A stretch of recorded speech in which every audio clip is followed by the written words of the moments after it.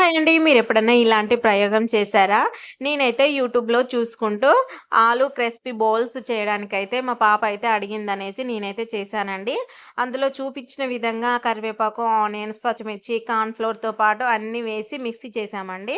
So, ఆయిల్‌లో వేసిన తర్వాత ఏమైందంటే ఫస్ట్ 3 అయితే మంచిగొచ్చాయి. అవి కూడాను లోపల ఉడకలేదండి. తర్వాత ఏం జరిగింది అంటే మొత్తం ఆయిల్‌లో వేసిన తర్వాత మొత్తం విడిపోయింది. పొడి పొడిగా అయిపోయింది. సో, దీన్ని వేస్ట్ చేయడం ఎందుకు అని చాట్‌జీపీటీని అడిగానన్నమాట. ఇలా అయింది నేను చేస్తే దీన్నేం చేయాలి వేస్ట్ చేయకుండా అని అడిగితే తనేం చెప్పిందంటే చాట్‌జీపీటీ ఏం చెప్పిందంటే, సో, అది చపాతీ పిండి కలిపి ఆలు పరోటాలాగా చేసుకోండి బావుంటుంది టేస్టు, వేస్ట్ కాదు ఫుడ్డు అని చెప్పింది. సో, చాట్‌జీపీటీ చెప్పిన విధంగా నేనైతే ట్రై చేశానన్నమాట. చాలా బాగా వచ్చింది. టేస్ట్ గూడా చాలా బావుంది. వచ్చిన తర్వాత మా ఆయనకు గూడా పెట్టాను. చాలా బావుంది అని చెప్పాడు. సూపర్‌గా ఉంది.